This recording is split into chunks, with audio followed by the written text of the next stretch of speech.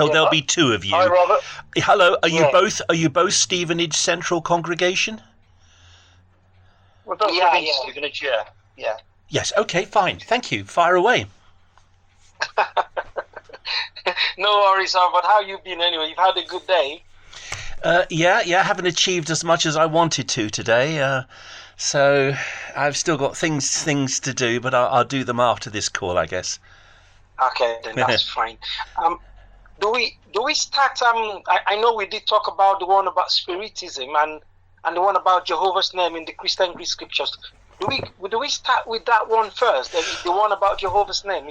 Does that suit you? It's entirely up to you, but I will have expected you to have prepared. There's no point you talking to me if you haven't prepared. So what have you prepared for? Let's do one single topic. Okay, then. So we could just finish what we started with on Jehovah's name, then. Your New World Translation, New World Translation, New Testament has Jehovah 237 times, I believe, in the Greek scriptures, in the New Testament portion of the Bible. Yet when I went to the Kingdom Interlinear translation, not once is the word Jehovah or Yahweh or the Tetragrammaton, Yod He Vav He, not once is that in the Greek text. So on what basis do you put Jehovah into the New Testament? Thank you. Right, thank you very much, Robert. So like you said, I've taken out the time to have a look on that question which you just asked now. And Barry, feel free to jump in anytime, okay? Yeah, sure. Yeah. So I had to go back to where you made reference earlier on. Our appendix at the back of the Bible, which is exactly where you have the collation of how the New World Translation was written and all of that. I believe you might have also done that yourself. Yes, I've read it. It doesn't give does not give one scrap of evidence. Evidence would be a New Testament manuscript that you can name. They would be named things like Codex. One Bible manuscript is Codex Sinaiticus. Another is Codex Vaticanus. Or they would be P documents. P means papyrus, so P66 is rather early, P70 is rather early. They're just tiny scraps of the New Testament, not the whole of the New Testament. So if you can name one of the 5,800 New Testament documents that contains Jehovah, Yahweh, or the Tetragrammaton, because there isn't one, you see. There's no evidence for this. Well, thanks, Robert.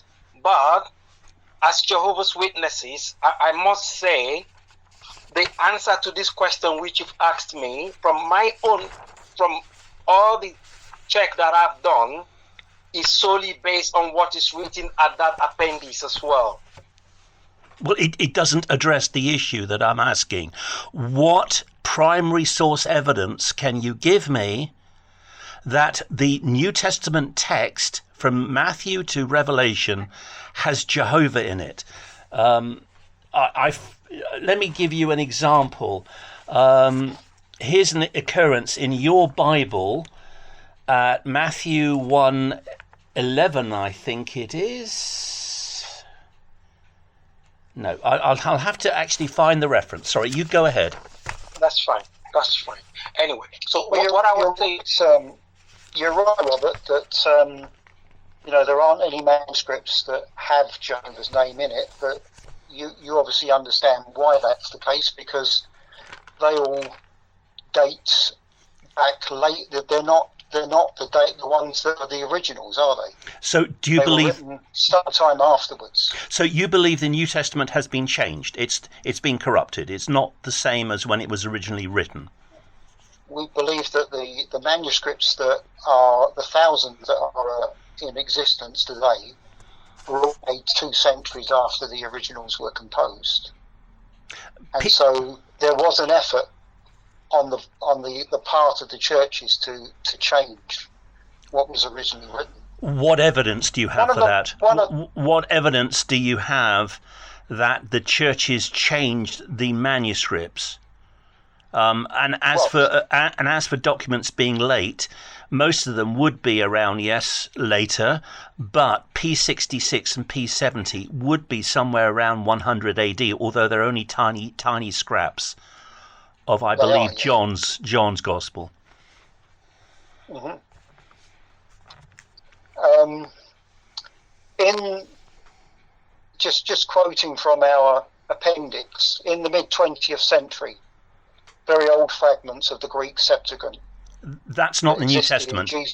Please, the Septuagint is not the New Testament. I'm asking about the New Testament, not the Septuagint. The Septuagint is a translation from Hebrew into Greek of the Old Testament. That's Genesis to Malachi, although the Jews had a different order. I think it went from Genesis to Second Chronicles. I'm not asking about the Septuagint. Where can you show me one piece of evidence, just one out of the 5,800 Greek manuscripts, that has the word Jehovah or Yahweh or the Tetragrammaton Yod-Heh-Vav-Heh in it? I mean, let me give you an example. Let me just give you an example. Matthew 1, verse 20. So Matthew chapter 1, verse 20. I'm reading from the New King James Version. But while he thought about these things, behold, an angel of the Lord appeared to him in a dream, right, saying, Joseph, son of David, do not be afraid to take to you Mary, your wife. Now, I believe that your New World Translation, and I'm working from memory here, it says Jehovah's angel. So it has the word Jehovah in the text. What? Why? Because if you go to the Kingdom Interlinear translation, which is published by the Watchtower, it has it has Lord, which is Kyriou. Kyriou would be the case at Matthew chapter 1 verse 20. Now, you published the Kingdom Interlinear translation. It does not have the Tetragrammaton in it once. It says Kyriou, which is the Greek word for Lord. So it's the angel of the Lord in Matthew 1:20, not the angel of Jehovah. Can I come in a little bit here, Robert? This is Dave. You know, when I did take the time to think about our conversation the last time, and I was just looking at some of the points that were given at that appendix as to the reason why the name Jehovah appeared in the New World Translation. I made a note here. I made a note. I'm really not interested in reasons. I'm looking for proof, not reasons. Can I just read out something? I'm happy you've read this text yourself. Yes, but please give the exact reference. Which section are you reading from? Is it A4 or A5? No, it's A5. If you just go to the, I think that's the third bullet point, the fourth bullet point, sorry. Yes. So if you just go to the fourth bullet point, it just says there, since the Christian Greek scriptures were an inspired addition to the sacred Hebrew scriptures, the sudden disappearance of Jehovah's name from the text would seem inconsistent. Would you agree with that, Robert? You need to offer me proof. It's not a case of whether I agree or whether I don't agree. I'm looking for proof. What you've just read says that somebody has edited the sacred name Jehovah out of the Greek text. Now, can you prove that? Can you give me evidence, proof for that? I'm not interested in an opinion. I'm not interested in a theory. I want proof. Well, how about people who were written in the New Testament who made the quotes showing that this name was already there? Would that help? Sorry, could you say that again? I beg your pardon. Yeah, no, that's fine. So how about quotations in the New Testament that were made by other people inside the Bible showing that this name was being used as at the time? For example, in Bible book of Revelations, where you see the word hallelujah. Yes. It's not Yahweh or Jehovah. It's half of the divine name. I was very exact. Yod-Heh-Vav-Heh, not half of it. That's not. That's what I'm saying, Robert. Even if it is, I'm happy you use the word is half, of the divine name. Where is the divine name? All of it. Yod-Heh-Vav-Heh, Jehovah or Yahweh in the New Testament, in any Greek manuscript or any Greek text. Can you please point me to that Greek text or Greek manuscript? Well, I have to be honest with you, Robert. I haven't got any of those manuscripts on myself. I'm relying on this our conversation based on what is written here. Yeah, that's number one, because the divine name, as you just made mention, Jehovah, me and you, when we discussed last time, I agree that that is God's name. And if it is God's name, then it begs to state that there's no way we would have had that only in one part of the Bible and not in the other. You need to prove that. Give me proof for that. No, you need to give me proof. You need to give me proof for that. Give me evidence for that. Don't tell. Look, I could say that God's name is obviously, the real name of God is, I'm not saying this for real. I'm just giving you a silly example. May I give you a silly example? May I give you a silly example? Of course. Yeah, go ahead. Right. Okay, God's name is not Jehovah or Yahweh, it's Father Christmas. And hundreds of times in the New Testament, the name of God, Father Christmas, was edited out by evil, wicked Christian scribes in the early years of the Christian church. But I reckon if you went back to the original manuscripts, they would have there, the name of God is Father Christmas. Now, we have 5,800 New Testament manuscripts. How would you refute my claim that the Bible has been corrupted and it originally said the name of God was Father Christmas? So Matthew 1:20 should really read, but while he thought about these things, an angel of Father Christmas appeared to him, because Father Christmas is the name of God. You get it? Yeah. Can I point some out to you?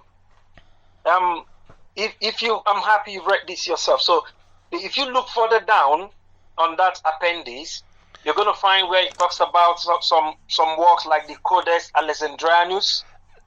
Yeah. Hold on. One thing at a time. Codex Alexandrinus. Codex Alexandrinus doesn't. Hold on. Codex Alexandrinus does not contain Yahweh or Jehovah or the Tetragrammaton in the New Testament.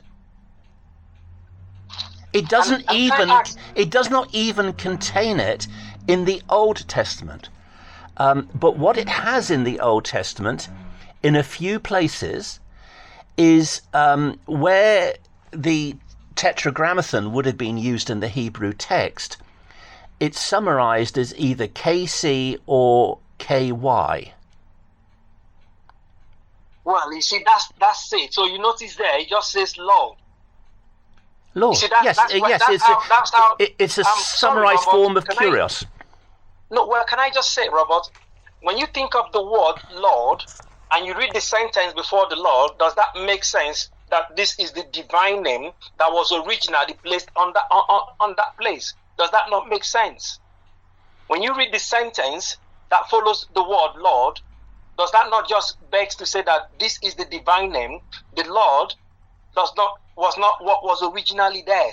That's exactly what the writers of the New World Translation have tried to do. I'm sorry, to put the divine name back to its original place.